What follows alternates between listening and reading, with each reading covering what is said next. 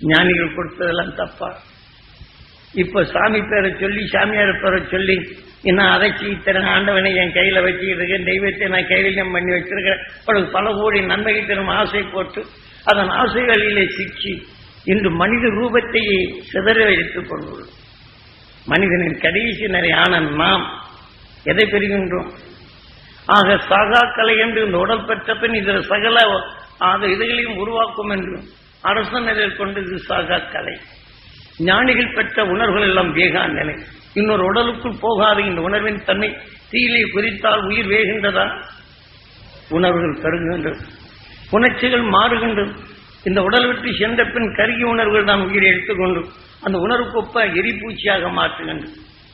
ஆனால் அதே சமயத்தில் நந்தன் என்ற உணர்வு வரப்படும்போது இந்த எரிச்சல் தாங்காத இவனையும் கருகும் நிலைகளுக்கு தற்கொலை செய்யும்படி செய்கின்றது. நல்ல வாழ்க்கை நாம் என்ன செய்ய முடியல, என்ன தற்கொலை பண்ணிக்கலாம்னா இதே உணர்வு நண்பன் மேல பாசமாக அவனை போய் தற்கொலை செய்ய வைப்போம். சில வீட்டில் ஆக்சிடென்ட் ஆகட்டும், இவ இப்படி ஆக்டாருன்னு சொல்லப்படும் போதும் அந்த உணர்வின் தன்மை அந்த ஆக்சிடென்ட் அதே உணர்வத்தை இதே உணர்வு ஆக்சிடென்ட் ஆகும். அவர் தாங்காத குடும்பத்தில் என்ன வாழ்க்கையை தற்கொலை பண்ணியிருந்தா அந்த உணர்வின் தன்மை வந்து குடும்பத்தில் ஆக்சிடென்ட்டும் தற்கொலை வந்து கொண்டே இருக்கும். சில குடும்பங்களை பார்க்கலாம். இது தடுக்கிற யாரு? மந்திரம் தந்திரம் செய்து எல்லாம் மாற்றி விடலாம் என்று இருக்கிற காசு அவங்களுக்கு கொடுத்து போட்டு இதையும் செய்து முடிவில்லை என்று இந்த உணர்வின் தன்மை என்ன முடிவில்லை என்றால் தற்கொலை. ஆக மனிதன் உடலின் வளர்ச்சி நமக்கு உயிரால் வளர்க்கப்பட்டதை இதை கொண்டு விட்டு எங்கே தப்புறோம்? ஆக இந்த உணர்வின் தன்மை தனக்குள் எடுத்துக்கொண்ட பின் உயிர் கடைசியில் ஆன பின் இதே உணர்வின் நிகழ்ச்சிகள் வரும்.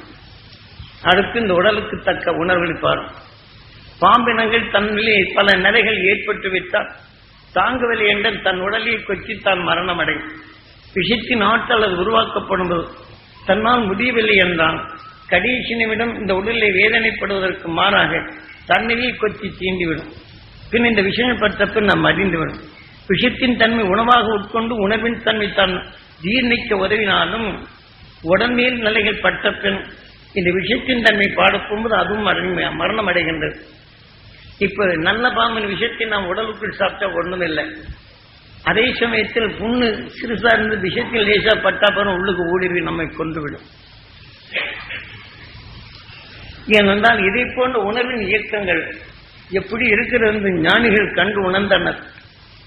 அதை நாம் பின்பற்ற வேண்டுமா இல்லையா? நாம் யாரும் தவறு செய்யவில்லை. அன்பு கொண்டு பரிவு கொண்டு பாசம் கொண்டுதான் வாடுகின்றோம். பாசத்தால் பிறப்படும் துயரத்தை நுகர்ந்து அறிகின்றோம். நம் உயிரிலேதான் படுகின்றது. அவன் உணர்வு நமக்குள் கருவாகின்றது. இந்த லோகமா மாறுகின்றது. கருவாகின்றது பின் அது உருவாகி விடுகின்றது. அவன் உடலில் விளைந்த உணர்வு நம் விஷயத்தின் தன்மை எல்லா அணுக்களின் ஊடுருவி இதன் உணர்வின் தன்மை அதை கருவாக்கி அந்த அணுக்கள் மாற்றமாகும் தன்மையை பெறுகின்றது. அப்ப இது மாத்திரத்தை சொல்றோம். இதை வென்றவன் ஒருவன் ஒரு மகிழ்ச்சியானான், ஒரு நட்சத்திரமானான். அது இன்றும் என்றும் வந்து கொண்டே உள்ளது. உயிர் தோன்றி மனிதன் உணர்வின் தன்மை பெருக்கிய பின் இன்றும் ஒளியின் சரீரமா இருக்கின்றான். அதை கவர்ந்து உணர்வின் தன்மை தன் உடலில் சேர்த்து கொண்டவன்.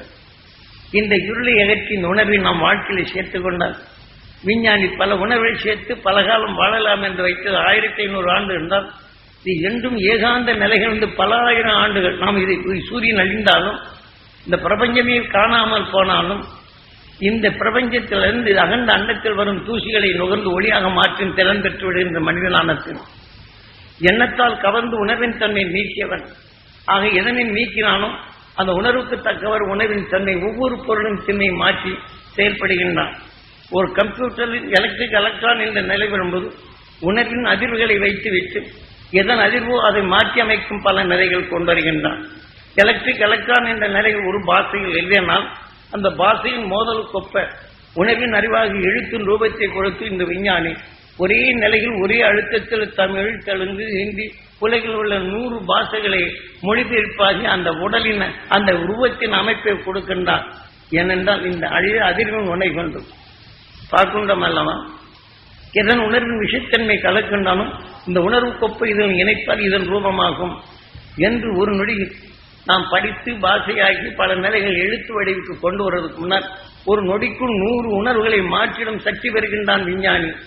அதே சமயத்தில் ஒரு நொடிக்குள் அருள் உணர்வின் தன்மை பெற்று நமக்குள் உணர்வின் தன்மை ஒளியாக மாற்றும் திறன் பெற்றவன் இன்று அதன் ஈர்ப்பு வட்டத்தில் துருவ நட்சத்திரத்தின் ஈர்ப்பட்டத்தில் 6வது அறிவு கொண்டு சப்தரிஷி மண்டலங்களாக மாற்றுகின்றான். இதே போல மனிதனானவன் தன் இனத்தின் மனிதனுடன் நாம் வாழப்படும் போது அந்த துருவ நட்சத்திரத்தின் உணர்வு நாம் பெற்று நாம் யாருடைய நாம் தாய்கள் மூதாய் உணர்வு அந்த கொல வழியில் நாம் வந்தவர்கள்.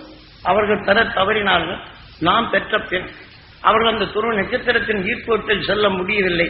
அவர்கள் இன்னொரு ஆன்மாக்கள் சென்றிருந்தாலும் நாம் இதை போல அல்ல செல்வதற்கு முன் இதை பழக்கப்பட்டால் அந்த துருவ நட்சத்திரத்தின் பேரருளும் பேரொழியும் நாம் பெற வேண்டும் என்று உணர்வின் உள் செலுத்தி இந்த வலுவின் தன்மை கொண்டு இந்த உடலை விட்டு சென்ற பின் எங்கள் குலதெய்வமான இந்த உயிரான்மாக்கள் இந்த உடலை விட்டு பிரிந்து சென்ற இந்த உயிரான்மாக்கள் அந்த சப்தரிஷி மண்டலத்துடன் இணை வேண்டும் என்று அந்த உணர்வின் வடிவின் தன்மை கொண்டு இவர் உணர்வு நம் உடல் என்ன பின் அந்த உணர்வின் வலிமை கொண்டு எடுத்துக்கொண்ட உணர்வுகள் இந்த உடல் விட்டு பிரிந்து சென்ற இந்த ஆன்மாக்களை பிறவியில்லா நிலை அடைய வைக்க முடியும்.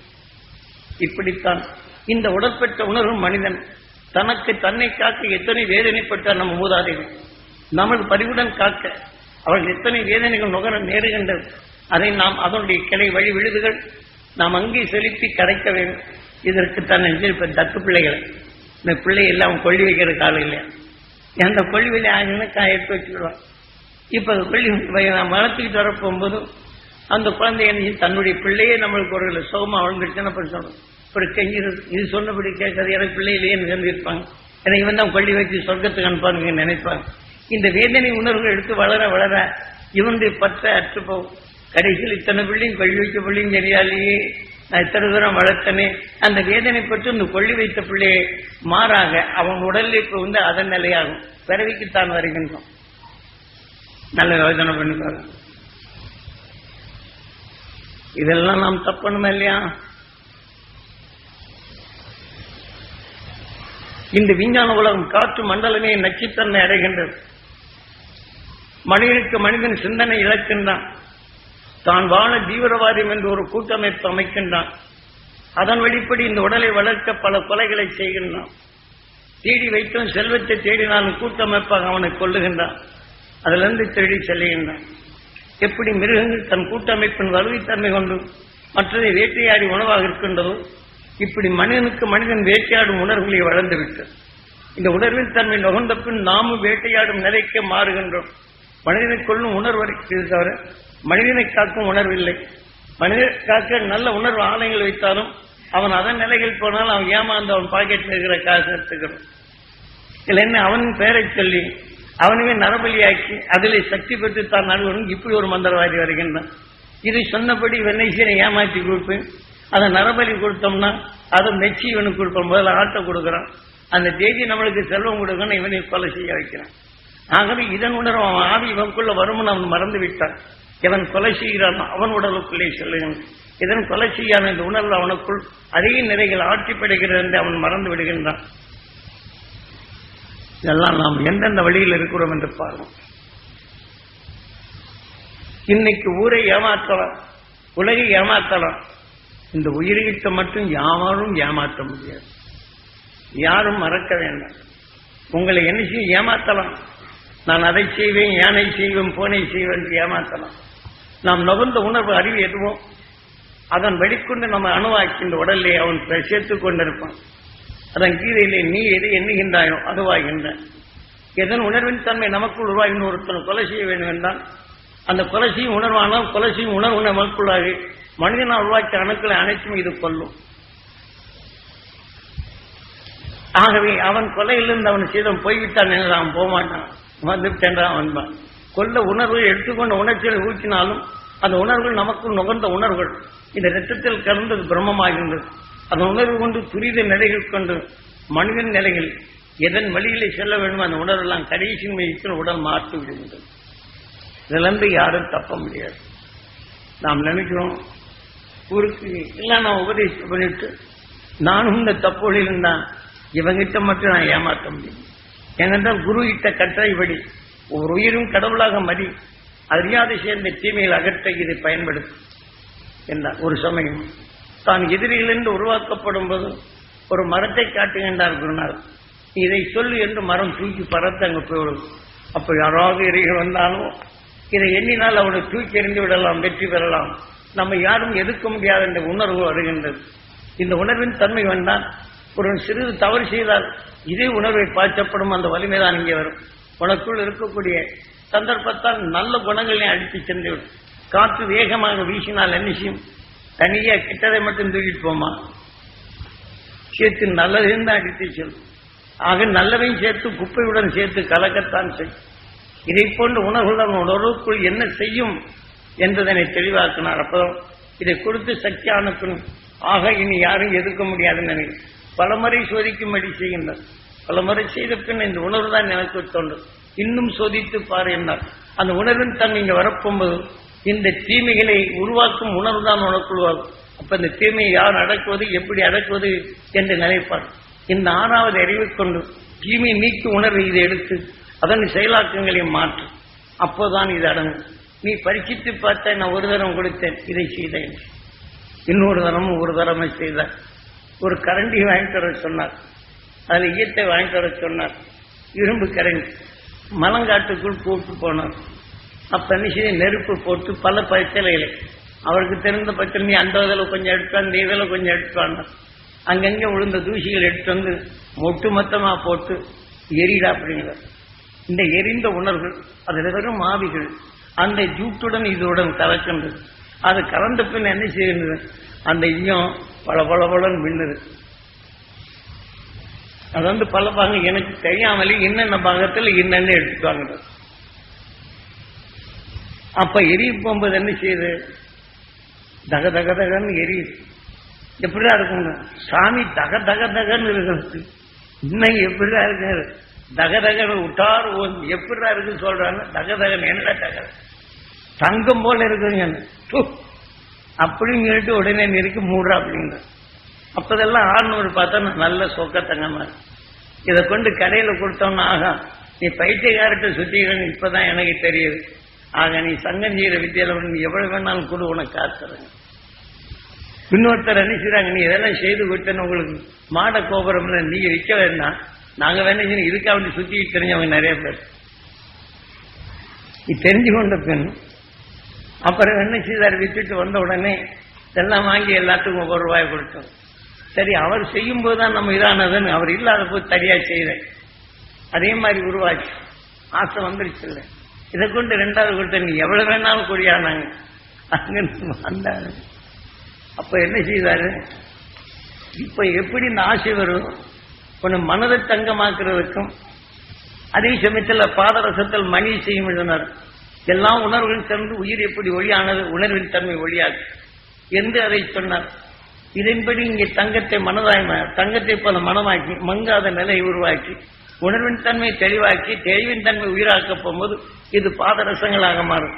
இதன் உணர்வு எல்லாம் சேர்ந்து எப்படி தங்கமாக மாறுகின்றதோ இயற்கைக்குள், இதே போலதான் தாவர இனங்கள் சாரணை ஆகி உணர்வின் தன்மை ஒளியானது மனிதன் உடலை உருவாக்க காரணமானது என்று அறிந்தவன் போகன் நேசித்தவன் உணர்வின் தன்மை உருவாக்கி அதனை சாதனைகளை எடுத்து மனதை வெளிப்படுத்தும் போது நுகரும் போது அந்த மனிதன் அந்த தீமைகளிலிருந்து விடுபடுவதற்கு அதை எண்ணி அதை பார்த்து அதை நல்ல நிலையில் உருவாக்கி மகிழ்ச்சி என்று உணரும் போது அவன் நினைவாக இதை எடுத்து இவன் மனதை தெளிவாக்கி இப்படி ஒரு உபாயத்தை கண்டான் போகம்.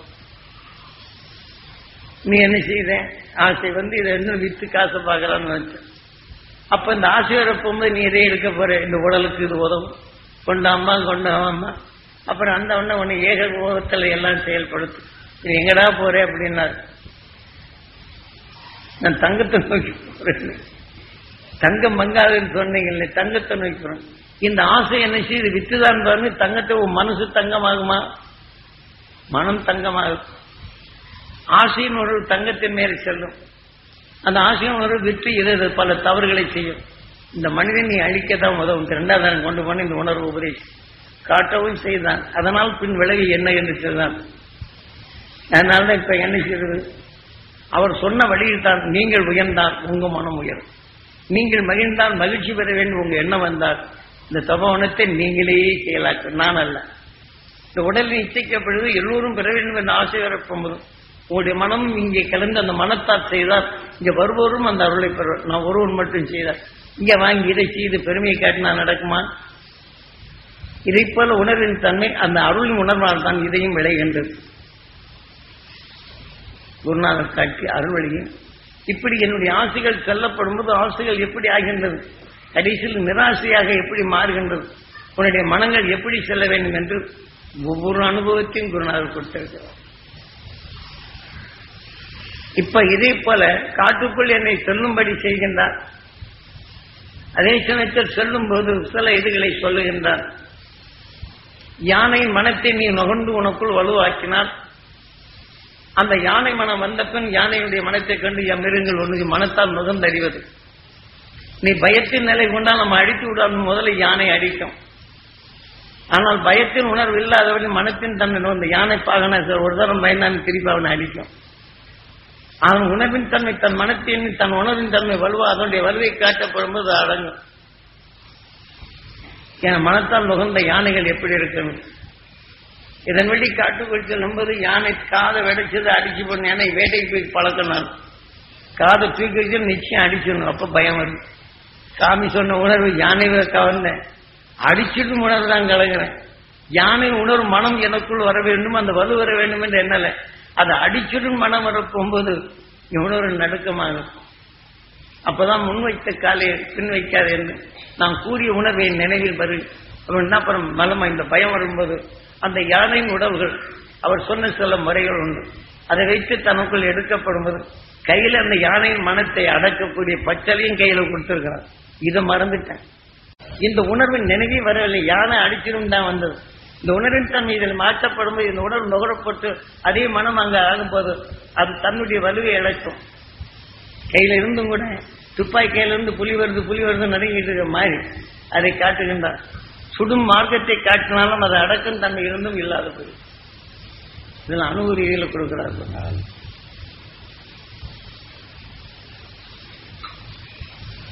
இப்ப இதே போல் நுகர்ந்த பின் யானை ஒண்ணும் செய்யல. கூட வந்த குட்டி அணிஷம் வந்து என்னை தொடுது போகுது பரவது. அந்த பெட்டையா நினைச்சு அப்படியே முறைக்கு நிற்கி இப்ப மனசை கொண்டு நீ போசாமி அப்படின்னு சொல்லிட்டு மனதான உணர போகும்போது அதை இழுத்துட்டு போகுது. இந்த இயற்கையின் உண்மை உணர்வுகளை அறிவதற்குத்தான் காடு மேடெல்லாம் அலைய செய்தார். சாதாரணமாக உங்ககிட்ட பேசுறேன்னா அந்த குரு வழியில் நான் சொல்லவில்லை என்றால் இந்த இருள் வெளிக்கே நான் சொல்ல முடியும். இந்த உடலின் ஆசைதான் எனக்குள் வளர்த்து. இந்த உடலின் ஆசையானால் காட்டுக்குள் செல்ல போகும்போது இதை போல பல மிருகங்களிலிருந்தும் நாம் மரணமும் அடையலாம். இதே மரண சித்துகள் சில விளையாடும் போதும் பல எண்ணை தேடி வரப்போகும்போது உடனே நீ பெறப்படும் என்றார். திருப்பதி அதாவது திருப்பதி தெலுங்கு ராஜ்யம் சொல்வார். வேங்கடாஜலபதி சூடுறா அப்படிம்பார். அப்பதான் நான் வேங்கடாஜலபதி என்பது திருவேங்கடம் 6வது அறிவு வைத்து இந்த இதை உயிர்தான் இந்த 6 அறிவை இயக்குகிறதான் திருவேங்கடாஜ். 7 கொண்டால வேண்டாம் வான் போய் சூடுறா அப்படிம்பார். அங்கே போனோம்னா நாரதர் மந்தம்னு ஒண்ணு இருக்கு. அங்கே ஒரு பெரிய குகை வருது, நீர் வழிக்கூடிய இடத்துல அங்க இருக்கு ஓடை. அங்க போய் அதையும் கடந்து தண்ணிக்காடுகள் கரடிகள் வரும், பழங்கள் இருக்குது. கொய்யா அந்த காலத்துக்கும் கொய்யா பழம் வரும். அதே மாதிரி இந்த ஏதோ பழங்கள் எல்லாம் அங்கே உருவாகுது. அந்தந்த ஒவ்வொரு காலத்துக்கும் கனிகள் வரும். அதுதான் அன்னைக்கு பருவம் போன்று பருவம் இந்த கனிகளை சாப்பிட்டு இருப்பாங்க. அந்த இடத்துக்கு போய் சொல்றோம். அப்ப நம்ம கனிகளை பறிச்சு அங்கே உட்கார்ந்து சாப்பிட்டுட்டு இருக்கலாம்னாலும் அதை தேடி மிருகங்கள் வருது. கரடி போல நிலைகளோ குரங்குகள் போன்ற கூட்டங்களே வருது. அதாவது பறிச்சு சாப்பிடுது. நாம் மரத்து மேல ஏறிதான் சாப்பிடணும், உளுந்ததை எடுத்துதான் சாப்பிடணும். இப்படி இந்த இதுகளை இருக்க போகும்போது கரடி கூட்டங்கள் துரத்தும். அப்ப அந்த மனத்தை எடுத்து கடலில் இரவு வரப்போகும்போது பயம் வரும். அப்புறம் அவர் சொன்ன நிலை எடுத்து அது உணர்வு எடுத்துன்னு பேசாம முருன்னு போயிட்டு என்ன இதெல்லாம் அனுபவ ரீதியில் கொடுத்தது. அடுத்தபடி என்ன செய்தாரு, அங்க பகல்ல வந்த உடனே குரங்கு கூட்டமா இருக்கு. ஒரு ரவுடி குரங்கு கிடந்த துரத்தி புரட்டி அடிக்கிறது. இதே நிலையா இருக்கு. அப்போ ஒரு குரங்கு குட்டி போடுது. இப்ப அதோடு சேர்ந்த குரங்குலாம் ஒன்னா சேர்க்குது. ஒன்னா இருந்து அந்த குட்டி பிறந்த ஒரு படு எல்லா குரங்குகளும் வந்து முத்தம் கொடுக்குது. இந்த ரவுடி குரங்கு எல்லாம் சேர்த்து பாதுகாப்பா இருக்கு தாக்குறதுக்கு.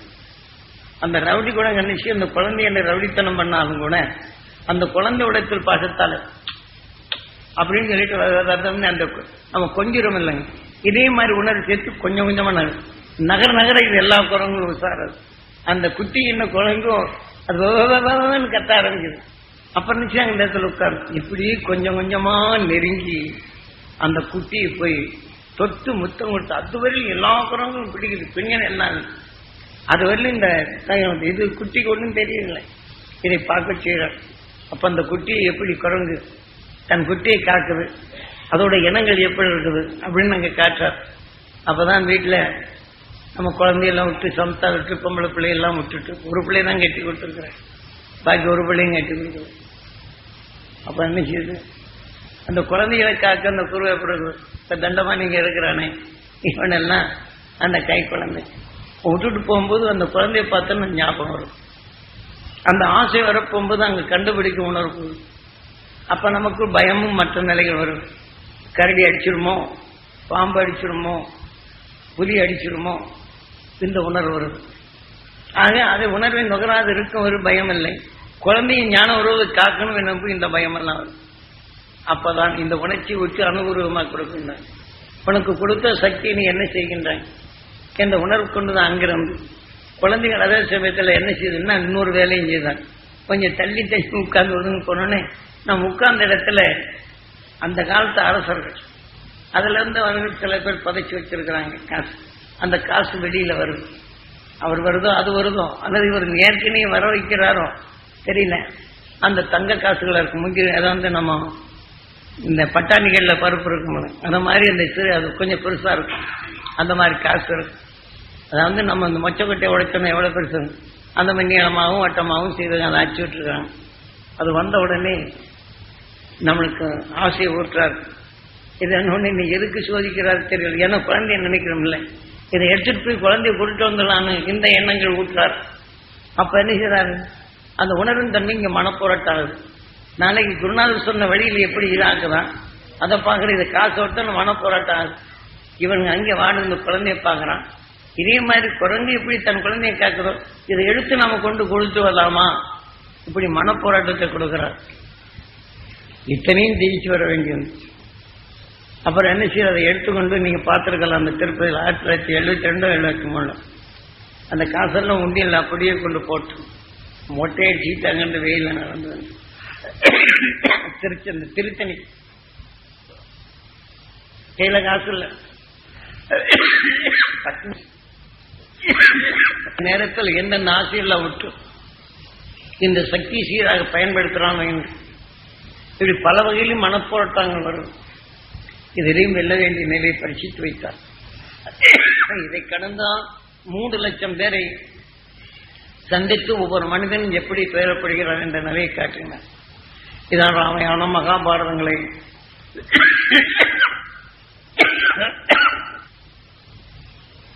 என்ற நிலையை ஒவ்வொரு காவியங்களும் ஒவ்வொரு ஞானிகள் எப்படி எழுதியுள்ளார்கள். கண்கள் இயக்கம் என்ன, நம் உடலின் உறுப்புகள் மாற்றம் என்ன என்று. அதனால்தான் இதெல்லாம் தெரிந்து கொண்டது உங்களுக்கு இந்த அருள் சக்தியை உங்களுக்குள் பதிவாக்கி உங்கள் நினைவினை இப்போது கைகூடும் போது அந்த மாமகிழ்ச்சி குருதேவர் நமக்கு கொடுத்த அந்த அருளும் ஞானிகள் பெற்ற உண்மையும் நாம் அறிந்து இந்த வாழ்க்கையை சீர்படுத்தவும் துருவ நட்சத்திரத்திலிருந்து பேரொருளை பெறும் சக்தியும் அதன் ஈர்ப்பு வட்டத்தில் உள்ள சப்தரிஷி மண்டலங்களை பெற தகுதி உள்ள யார் நீங்கள் உங்களை மாற்ற வேண்டும் என்றால் உங்கள் உயிரை கடவுளாக்கி உங்கள் உடலை கோயிலாக்கி அவனால் உருவாக்கப்பட்ட இந்த ஆலயம் பரிசுத்தமாக வேண்டும். இந்த ஆலயத்தில் வீட்டிற்கும் உங்கள் ஈசனுக்கு அதன் உருவாக்கி அந்த ஈசனுக்கு நற்பணிகளை செய்வார். நல்ல உணர்வுகளை நுகர்ந்து உங்கள் உடலை பாதுகாத்தார். உயிரான ஈஸ்வரிடம் ஒன்றி ஒளியின் சரீரமாக பெற தகுதி இந்த ஆசைதான் எனக்கு ஊட்டினார்.